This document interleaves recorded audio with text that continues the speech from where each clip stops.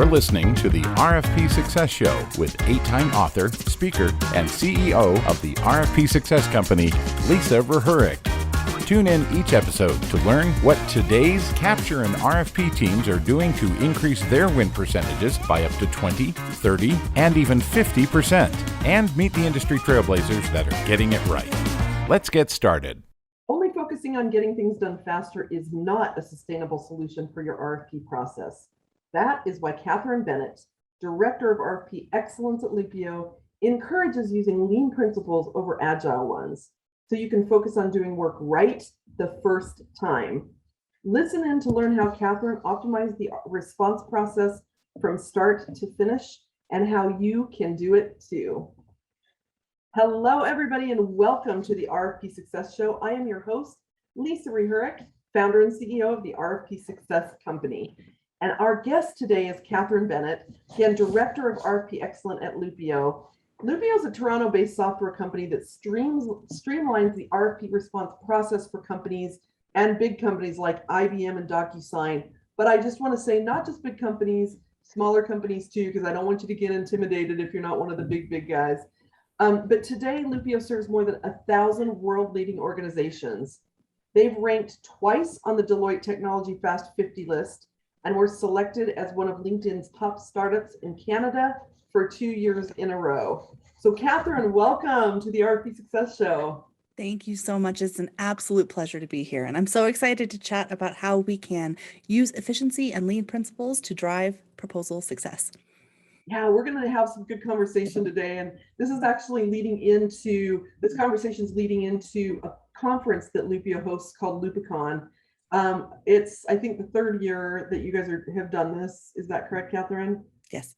Yep. And so we're going to tell you more kind of sprinkled throughout this conversation about Lupicon. You don't want to miss it if you're a proposal professional. Trust me, the agenda alone had me salivating. I'm so excited to join because the agenda is really, really strong and very diverse. So we're really excited. But before we get into talking about that, Kathryn, I want you to tell us a little bit about you and your experience in the industry. Sure. So I've been doing proposals and technical communications for about 12 years. I started as a proposal assistant and worked my way up to writer and coordinator, manager, and I have seen about every aspect of the business that you can imagine. But interestingly enough, I didn't start in proposals. And this is why I bring a different perspective, I think, than a lot of folks. My first career was a chemist. I actually worked in I worked at the steroid testing lab for the U.S. Olympic Committee and the NFL down in Salt Lake after the Olympics. And then I also worked at Department of Defense laboratories for a number of years in the immediate aftermath of school. And I also taught high school chemistry for a little while in New Orleans. So I bring a really interesting perspective on the scientific method and how we can approach that in the proposal space as well. So it's a little bit of an interesting background on my side. Totally interesting, and I just have to laugh at the kind of scientific experimentation that sometimes I feel happens in the whole proposal world. So that analogy is not lost on me. It's pretty funny. And so then, how did you get from there to proposals? I ended up doing some technical writing at a laboratory that I worked at, and I enjoyed it. And then in kind of this interstitial space between grad school and career, I picked up this proposal assistant job just thinking, oh, this will fill some time. And then it turns out that I happen to enjoy it an awful lot. And it was a great career to invest in moving forward. So like most of us, I didn't set out with proposal management on my agenda, but I fell into it, and I'm very grateful to have done so. That's amazing. What a fun story. I love how you started in chemistry and got here. So that's pretty fun. That's a pretty fun piece of trivia there, Kathryn. All right, so we're going to just dive into RFP process right off the bat. So for listeners looking to improve their RFP process, where do they even start? Like, what do they need to be looking for? Because that's big, right? It's a big thought to think we've got to improve our RFP process. Like, what does that mean? Where do you suggest they start? Yeah, I think analysis and assessment and spending your time understanding the problem is absolutely key at the beginning of any of these conversations, because a lot of times we have these intuitive feelings that something's going wrong. but we're not entirely sure what that means. So for instance, maybe we think our RFPs could be done faster, but we're not sure where the pinch in the process is. So if I'm starting a new proposal initiative to try to improve the way I do my work, I'm going to strive to understand it through the use of what's called a process map. And that can look like a lot of different things. There are a lot of different resources on how we can build process maps out there, but essentially what it does is describe the way you work today. A lot of that has to do with going and watching and seeing how work is actually done, because we have this idea of, oh, this is how we think the work is being done, right? But there's a lot of workarounds and there's a lot of shortcuts and maybe a lot of non-standard practices that get introduced into our work systems that can compromise the quality of what we're putting out. And so any good and efficiency initiative is going to start with an assessment of the current state and a visualization of what the ideal state looks like going forward. That's pretty amazing. We find that what's interesting about that, what you just said, is when we go into an organization and we're doing some process mapping for them, they think they know, right? And they have it in their head. And the minute that they have to articulate it or we have to write it down, like all bets are off. All of a sudden they're like, I actually can't answer that question. So why do you think that is? Why do you think so many organizations like just don't know? They think they know, but they really don't know. Right. This is a systematic problem. It's not just having to do with proposals. It's not just having to do with leadership at any certain level. We all like to make assumptions so that we can make faster decisions. And the great thing about lean and agile to some extent, but a lot of these problem solving frameworks is that they make you slow down and test the assumptions that you're making about how work is being done. Because a lot of us, when we kick the document over to whoever gets it next in the chain, we think, well, okay, this is what's happening to it. I'm going to assume. That's dangerous. So dangerous. Yeah, it makes it, and it's again, it's not just proposal people. I did lean process improvement at a healthcare facility, and the same thing happened with physicians and with folks at the front desk and every step in between. They made a bunch of assumptions about what was happening, and those things weren't necessarily true. That's pretty amazing. And I love what you said. We all make assumptions so we can make faster decisions. Mm-hmm. Like that one really sunk in for me. That is so true. And we're moving so fast kind of to stay ahead of or try to stay ahead of things that we're just not slowing down to think through those assumptions. So that's pretty brilliant. I love that. Thank you. Mm-hmm. In your career, your personal career, what has been one of the biggest game changers to improving RFP process? Yeah, I'm going to reinforce just starting with measuring. Measuring, and number one. Number two, data transparency. I think there's this kind of cloud of mystery around what happens with proposals. Like people send the proposal over to the RFP team, and then some stuff happens with it, and then out emerges this beautiful product, right? Once I started measuring meaningfully and saying, this is how many proposals our system can endure, or this is the capacity of our system, right? And then I started consistently and transparently reporting on our performance and what we were doing to change. Now, all of a sudden, my career actually started advancing because I was able to not only articulate the current state of what was happening, but also describe a vision for our leaders about how we might move towards future goals. So for us, that included activities like having a live dashboard with constantly updated, like the information wasn't just updated quarterly or every week. It was on demand. We could actually see what was happening in the proposal space. So having that transparency, not only for your team, but also for leaders to appreciate the amount of work that you're putting in, it really takes away that feeling of being overburdened. And it also brings a team coherence that really changed the game for me. Yeah, it's interesting when we talk about analysis and data. I mean, our clients tend to just glass over, like it's not sexy. So how can we sexify data analysis so that people will get excited about it? Because it really is so powerful when you've got it. But I know me, even just as a small business owner, I know the power of data outside of the RFP world, right? And I know it intellectually, but it's just so arduous and hard. And then so I avoid it, right? It gets kind of put on the back burner until now, at the point of my business being where it's at, now we've got data and we're starting to get more data, and is making our lives so much easier. And I'm like, oh man, why didn't I do this sooner? And Mhm. it's so like that in the RFP space. So what can we do to get companies to be like, okay, this is sexy. I want to know the data because data's fun. Right. Well, I think a big component of it is there are two aspects of this. One is going to be how you present the data, like the beautiful designs that you've chosen. Honestly, that makes it more approachable and it makes folks more interested in what you're presenting. So we actually had kind of like a fuel gauge for how many proposals are in our system right now and how many can we accommodate, which is something like 5 or 6 a week for 2 people, right? For bigger pursuits. Once it got into that red and it was consistently in the red, folks could visualize. It wasn't just like, oh, here's a number. It was here's a stoplight and I understand what that means. So I would try to anchor your visual presentations to elements that folks are familiar with in the outside world, and that makes the data more approachable, more understandable. And the second is you only ever want to measure something that will drive a decision. Like you can measure all kinds of things because you're curious and you want to know what's going on, but ultimately, okay, if I am a proposal manager and I want to stop being overburdened, what kind of decisions will help me stop being overburdened? More staff, more technology, fewer inputs into my system, faster completion, better teamwork. Okay, so how can I collect data that will drive a decision around that? How do I collect data that will justify hiring a new team member or that will justify bringing on technology? And that's how you have to think about it. Because if you're just reporting, this is how many proposals we do, okay, well, that's great. But I'd like to know how much revenue you're actually driving. I'd like to know how important you are to the business. Because if it's 2% of our revenue, that's dramatically different than 92%, right? Like your voice is different.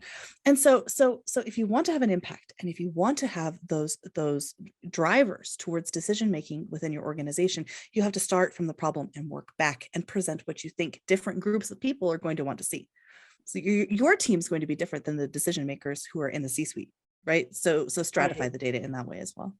Yeah, and that's really important because any of us that are in the proposal space know that a lot of times the proposal team doesn't get the billing that they deserve, right? They're kind of like, for lack of a better term, and for those of you who can't see me, I'm holding up air quotes, ugly stepchild, right? Like they're kind of like they get blamed when they lose, but they get no accolades when they win, right? The salespeople get the accolades, and so we're always saying, how can you increase your value internally so that like the C-suite or whoever you're trying to make a mark with sees you and values you and appreciates you. And I think that what you're saying there is there's a lot of play there for them to show their value with that data.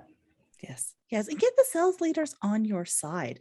That's a big component of this as well. Once I started educating folks in the sales domain, because there's not a lot of awareness or understanding about best practices for proposals for the everyday salesperson. That's not a part of what's on their radar. And so once we can start maybe altruistically providing them with a little bit more information about this and explaining the impact that these can have, the ROI that proposals can have, now all of a sudden, oh, look what's bubbling to the surface, more interest in doing proposals right, Yeah, exactly. Well, it's interesting too, because you guys have at Lupicon, you actually have a panel that's going to be talking about the secrets of highly successful response managers. That was one that caught my eye because I thought, there's a lot of value to be had there. And I hope for those of you who are listening, when you're hearing this and you are that proposal manager and you're like, I need more value, that's a session you want to go to. And my guess is that they're going to, I don't know anything about the panel, but my guess is they're going to hit on something like that and more, right? But I love the conversation about data and your comment that we should only measure what will lead to a decision, because we also can get a little bit caught up in like, here's a bunch of data, you're sharing that with C-suite or whoever, salespeople, and they're like, yeah, we don't care about that. That's not going to help us any. So what kinds of things? So that's, if I can ask you more granularly, what are like 1 or 2 key things that you should always be measuring as a proposal team? Yeah, there's these 3 categories that we think of data in terms of. We think of the foundational, intermediate, and then kind of advanced data metrics, right? The foundational measures that you absolutely must think about are the inputs and outputs of your system. How many RFPs do you have coming in? How many RFPs do you have going out? And how many are you actually choosing to respond to based on the no-go go, no go that you have decided upon for your organization, right? So if you start to understand the ratio and how well that system is flowing, you have the foundations of proposal analysis. As you move forward in your data analysis, now you're going to want to try to think about how to tie RFPs to revenue. So how do you attach dollar value to the numbers that are coming in? How are you attaching dollar value to the number that you're missing out on? And how do you start and maybe having conversations with your product team or with your service organization and saying, hey, we're missing out on a lot of RFPs because we don't offer X, or it would make us more competitive if we thought about choosing Y as a feature in our product, right? So you have foundational is the numerical aspects. Your revenue is that kind of intermediate stage. And then the top tier, this is something that we find in the winningest proposal shops. This is something that is a very exciting piece of data that I'd like to share. The top 16% of data or of proposal managers in our survey that we did earlier in this year with 650 participants conducted by Qualtrics, we found that the winningest proposal shops are surveying their people. So what does that mean? They're finding out how satisfied participants are with the proposal process. And what those comments will often lead to is the analysis that you need to start your process improvement. Because if the engineers, if the technical professionals, if the legal team is experiencing pain and you ask about it and they tell you, now all of a sudden you have some ideas about how to improve your system. So again, the elite proposal teams who actually have this dialed in, who tend to win a vast amount more work, are considering how their people are experiencing the process in a qualitative sense. Yeah, and they tend to be the ones that really value their team and value their team as part of the sales engine, if you will. It is crazy, and you kind of alluded to this earlier, how like salespeople will kind of poo-poo the RFPs. We don't want to be selling via RFP. And I'm like, actually, it's one of the easiest sales you can have if you're all dialed in, right? We already know that they have a need. We already know that they have a budget. We already know that they have a timeline. Like, those are three of the biggest things to overcome in a sales conversation. And they're handing it to you on a silver plate platter. All you have to do now is go build trust. So the more aligned the sales and the proposal teams, I know I'm preaching to the choir, and we said it already, but it just, I could get on my soapbox about that so much, because there's so much integration that could happen there. And I think data and that what you're talking about could be really helpful there. So thank you for that. Sure. And there are some components, if you think about it as well, even measuring how well specific sales members do with RFPs.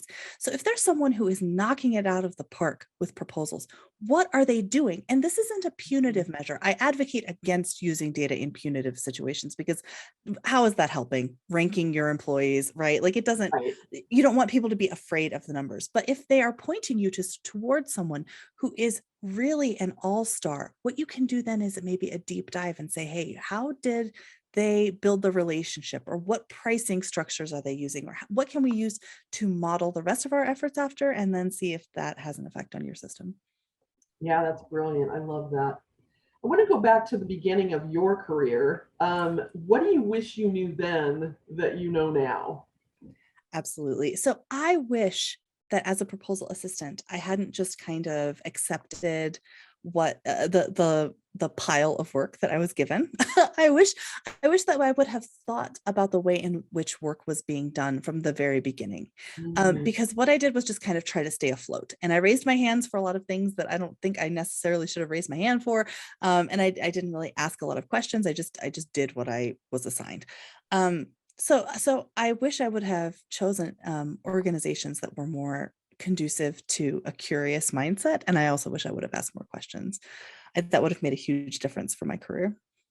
I love that. I love the curious mindset. I love the whole thought of being more curious. I am not naturally an empathetic person. And I read somewhere the other day that the trick to being more, not the trick, but the secret to being more empathetic when you're not naturally empathetic is to be curious.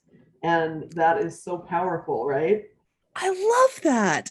That's amazing. Yeah. And so if you're doing something in a way that I'm just annoyed with or frustrated with because I think like you're crazy, why are you doing it that way? If I just stop and be more curious about why you're doing it that way and seek to understand, then there's probably going to be a bigger bridge there. And then I'll be able to have empathy because now I'll understand where you're coming from. I think that's absolutely key. What a brilliant observation. Something that you said too made me laugh, because back in my early days, I feel like in my early days of RFPs, I feel like there's a lot of people out there that go through this, is that I'm just trying to answer the questions and meet the requirements, right? I'm just trying to get that done. And I thought that that's what it was all about, but it's so much more than that. And I know I'm tossing some questions at you that are kind of off script here, not that we're totally scripted, but we always have some guideline questions for everybody that's listening, you know that. But I'm going to throw you a couple of curveballs here. But what are some of the things in RFP responses that people need to pay attention to beyond just answering the question and getting the requirements right? Yes. So the biggest, how are you communicating value? Because, okay, there's compliance. So there's I think of a three-legged stool of proposals. Compliance, which is a gimme. You've got to check the boxes on the forms. You got to get the signatures. You got to get the legal review, right? Like that's all procedural. There is never an excuse for not complying with the document, in my opinion, unless there's an intentional reason. There's some sophisticated stuff beyond that, right? But comply. Okay. Second, pricing. Largely out of the proposal manager's control. But it's something we can work together with the sales team to kind of develop a strategy around. Okay. But where does the proposal manager shine? We shine at describing the value of the solution or of the services or of the product that we're trying to present. And what do we mean by value? It needs to be a combination of considerations like price, like speed of delivery, like quality of the service. So a lot of people say value, but we don't really elucidate what that means. We don't describe the specific components. And what it means is does the customer trust you? So do you have a relationship with them and they trust that you're going to execute? Have you described the plan for executing? And do you have methods for holding yourself accountable if you don't execute on time? And then you describe a value proposition that actually meets the requirements. So I think that's where proposal managers and sales teams can work together to deliver absolutely stunning proposals, right? Like that's the keys to the kingdom right there. And it's simple, but it's extraordinarily difficult to execute on. So. It is I agree with you, but it is the power, right? I mean, when we have reviewed RFP responses and they're just all saying the same thing, it's boring. And humans are evaluating those proposals. And if you're just saying the same old, and there's nothing that makes you stand out and you're not making me want to, if you think about, if you're watching TV, this is a crazy stretch of an analogy, but if you're watching TV and they come on with like, I don't know, a Carl's Jr. commercial and somebody's eating this big juicy hamburger and you're like, I want that, right? That's what you want to paint in a picture in your RFP response, is to get people to say, oh my gosh, nobody's ever done that for us before. Nobody's ever given us that much value. We can't not work with these people, right? Those are the things that I think that we need to be adding in with value. So I love that. And you can do it with, you can do it with conservative language. Like, I think a lot of times we think that you have to drive value through like flashy graphics or like a new way of phrasing it. But if you are clear in your presentation, if you are clear in your thoughts and you describe, not like, don't lead with your company's accolades and awards. My goodness. I was in a demo the other day where I saw another company doing this, and they spent 10 minutes describing their own company accolades, and I signed off because I did not care. I wanted to know what the company could have done for me. So they lost my business because I could read about their accolades somewhere else. Unless I'm specifically asking for that, what I care about is what you're going to do for me. And you can do that in a proposal with conservative language and with professional looking graphics that communicate the message very clearly. I agree. And I think there's a difference between saying, we can help you, we do this, versus our experience shows us, bam, right? And immediately you're kind of just flipping it, that's not even a full flip of the script, but you're still showing them that you know your stuff instead of just talking all about me. But I agree with you. It's like, what's in it for your clients? I love that. Okay, so we kind of touched on this, but I want to circle back again. What is the number one thing you recommend to teams who are trying to make their processes more efficient? Yes, so more efficient. Start with your process map. When we're thinking about efficiency, we're thinking about speed, ultimately, when it comes down to it, right? And if you don't understand the steps of your proposal and how the process is actually done, then you cannot improve efficiency. So I advocate for very thorough process mapping at the beginning. And again, I'm sure that, there are some resources we can point folks towards with regards to process mapping, to make sure that you understand where documents are languishing, where you're repeating work. And when we think about lean, we have this acronym Tom Woods, which describes the 8 wastes of lean. And we don't have to go into what each of them are at this point, but the biggest waste that we see in these proposal systems are time related, searching for information. So how long does it take you to find the information? Is that a burden? Again, that's an issue that Lupio can really solve because of our library system. It lets you walk in and put your hand on the piece of information that you need instead of digging through piles of data. Right. Yep. So you do your process map, and then you look at the wastes that are occurring. How many times are you reworking something? How many reviews? Like, you have to stop reviewing at some point. You have to. The endless RFP review cycle drives me up a wall. Like, you have touched it enough. If you're not capable of reviewing, or if somebody doesn't understand the steps in a review, you need to address those instead of continually reviewing over and over and over again. That's wasteful. Okay, so the idea of lean is to always just ruthlessly eliminate waste so we identify what they are, and then we say, how can we slash this waste?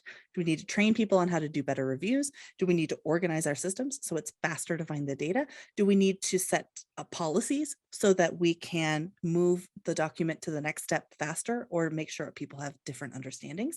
So really that's, but the root of all of it, again, process mapping, understanding what's actually happening. And we advocate this. There's a concept of walking the Gemba in lean, which simply means go to where the work is done. So if I'm an executive sitting up in an office describing how proposal work is done, I'm probably not going to actually know what happens. I need to go watch, and people will tell you, people will describe their work in a way, and this isn't bad. I'm not blaming anybody, but I describe my work in a way that makes me look good.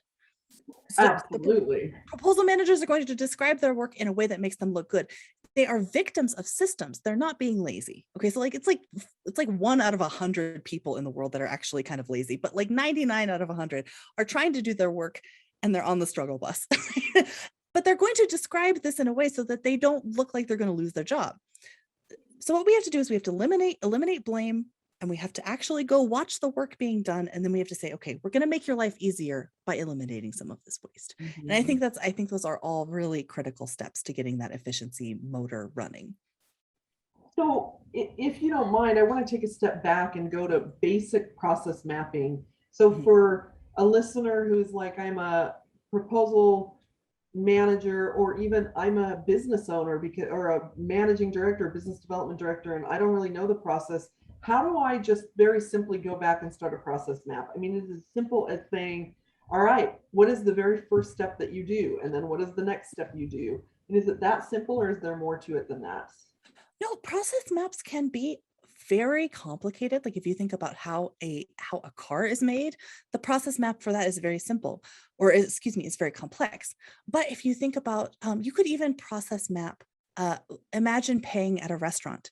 Describe what happens when you pay at a restaurant. Like, you get out your wallet, you look at the ticket, you put cash in. There's a different workflow as opposed to if you put a card in, right? So that's kind of like a decision point. And so in the instance where you say cash, no change, now the waitress doesn't have any more work to do. That's the most efficient way that you can pay.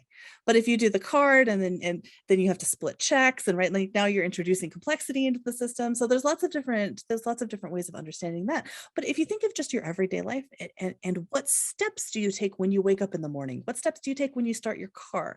Breaking it down to that level of granularity may seem almost like infantilizing the process, but it's absolutely necessary to understand each individual component, because without that deep understanding, you can't start making useful change. This will probably engage multiple stakeholders. And also, I would not look at the whole system at once.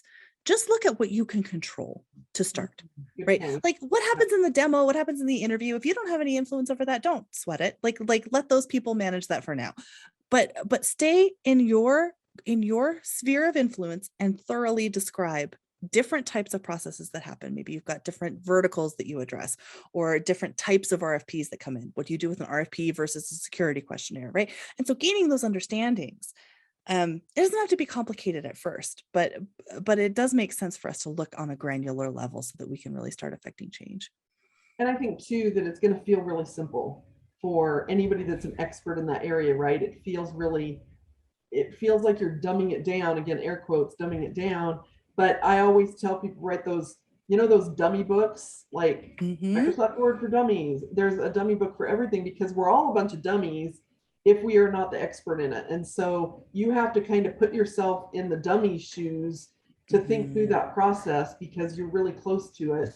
But it's really powerful and it helps. It also helps with onboarding new staff, and there's so much brilliance to it. It's not just about finding efficiency. Well, it's finding efficiencies in the training process too, but finding consistencies and efficiencies. So it's really, really great stuff. I love this conversation. So I'm going to throw you another curveball here because I know at Lupicon, and I think this might be one of the keynote talks that you guys are going to do, but it's all about the future of the response industry and what's coming and how things have changed, and things have absolutely changed since the pandemic, right? What are some things that you've seen from a technology perspective or not, just any perspective in the RP world that has been different and or that you see as a trend coming up for, without giving away the keynote because we want people to come to the keynote. What do you see in the future trends? Yeah, I see. Okay, there's a couple things.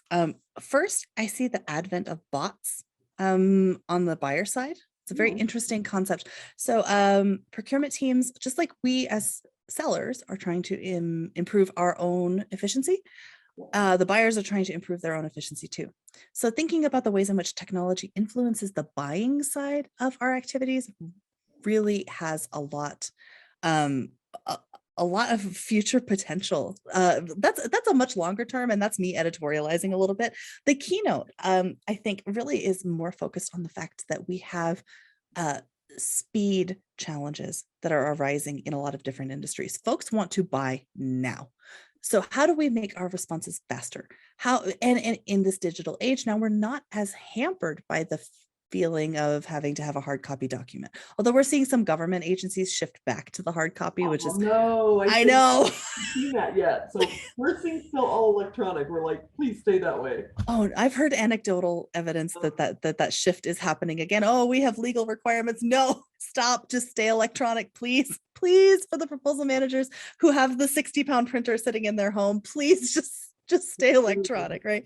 Yeah. But we are seeing an increasing demand for rapid turnaround, and that's not only in the proposal space, but also in security questionnaires and DDQs, right? When we decide we want to buy, we're pulling the trigger and we want to go.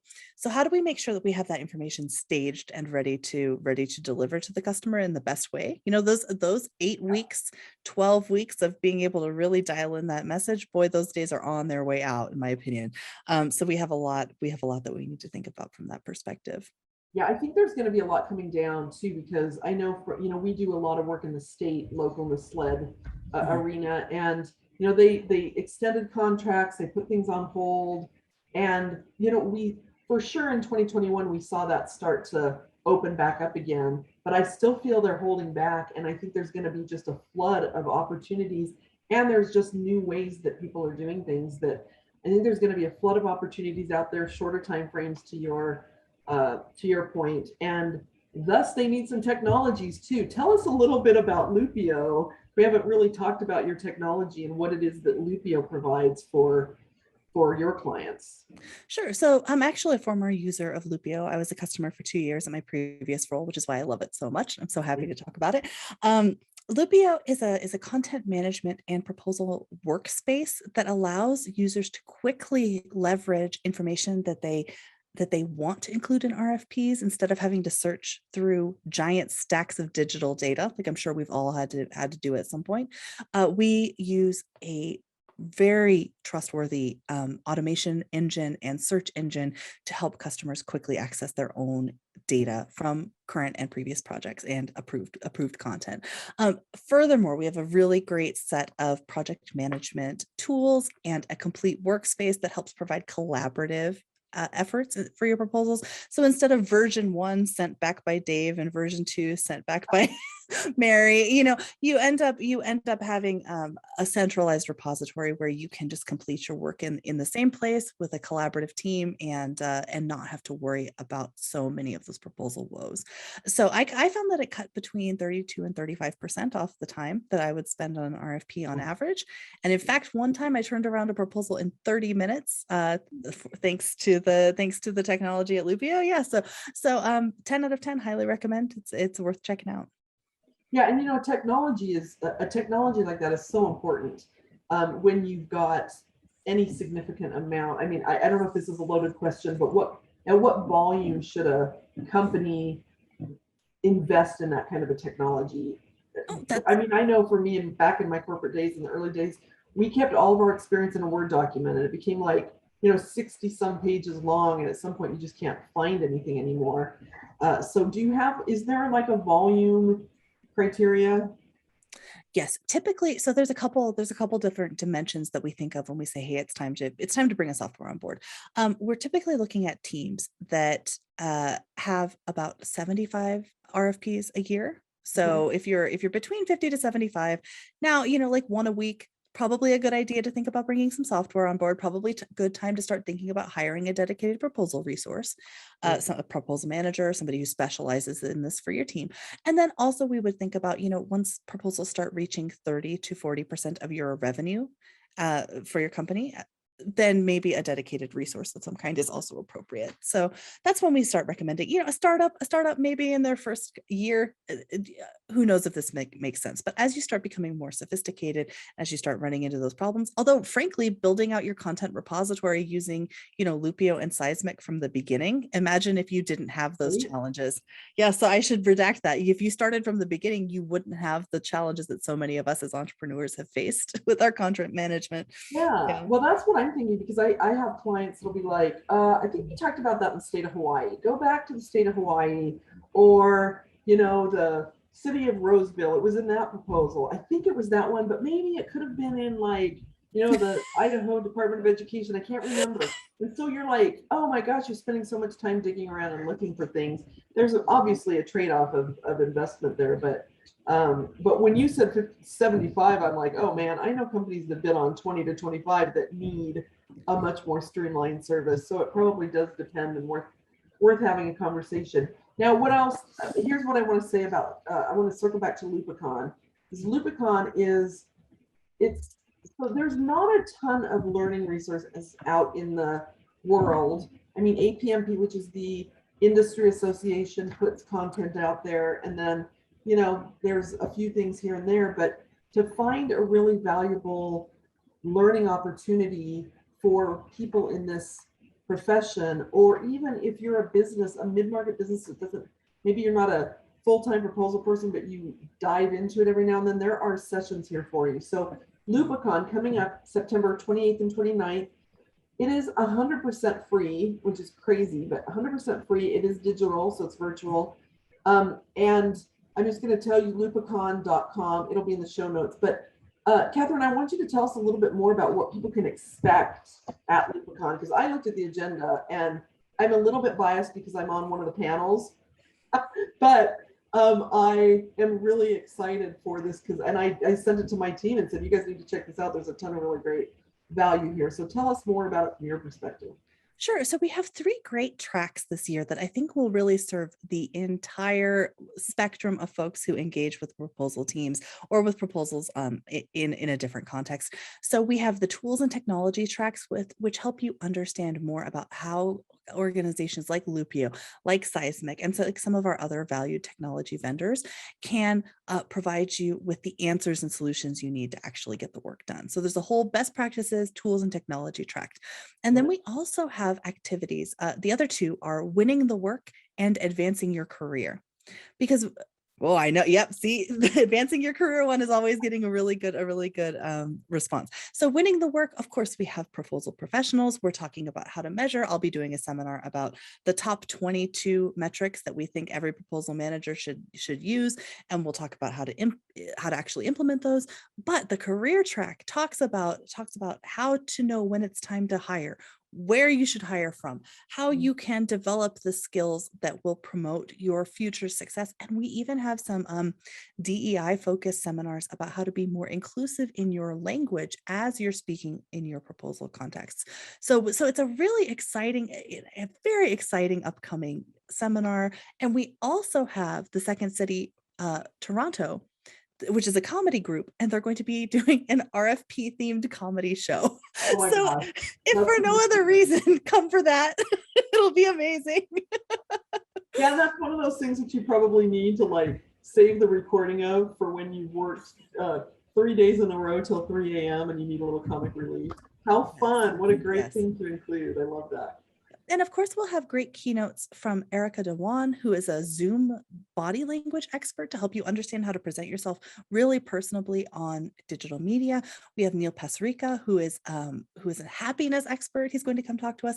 And then our CEO and CTO will be providing excellent updates about the state of the market and about the trends that they're seeing in technology. And we have a few features that we'd like to put in the hands of our Lupio folks that I think will really be game changers for the industry. So come and learn about those. How fun. Sounds super exciting. I'm excited, and I really get excited about going to conferences these days. So I'm very excited about a lot of the content myself. All right, that's Lupicon, LOOPICON.com. It'll be in the show notes.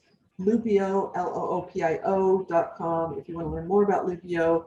Kathryn, what if they want to connect with you personally? Can they do that like on LinkedIn? Oh, heck yes. I am on LinkedIn. It's just Kathryn Bennett Writes is how you can find me. That's my URL. Or I am the first one that comes up if you just Google search my name. So Google search Kathryn Bennett, link me on LinkedIn. I'm an SEO expert, so I made that happen. I know. I'm sitting here like wheels are turning. How did you do that?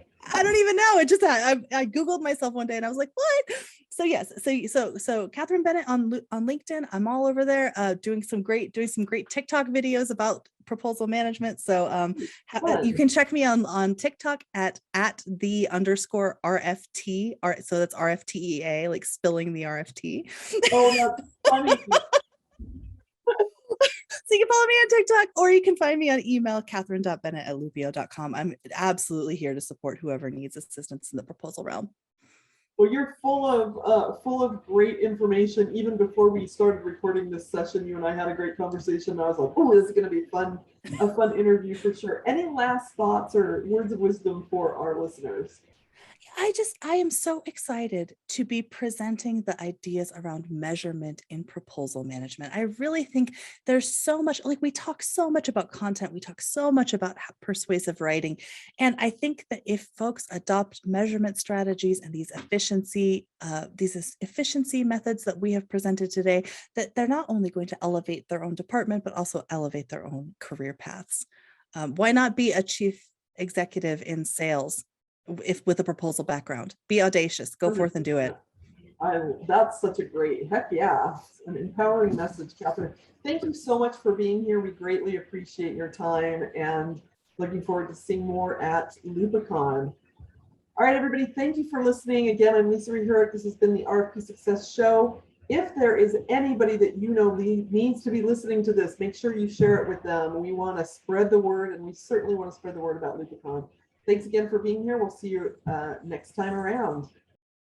This has been another episode of the RFP Success Show with Lisa Rehurek, 8-time author, speaker, and CEO of the RFP Success Company. Thank you for joining us. If you have feedback on today's episode, email us at podcast@rfpsuccess.com. No matter your business size, industry, if you have an in-house RFP team, or need outside support, the RFP Success Company helps increase RFP win ratios by 10, 20, and even 50%. Learn more at the rfpsuccesscompany.com.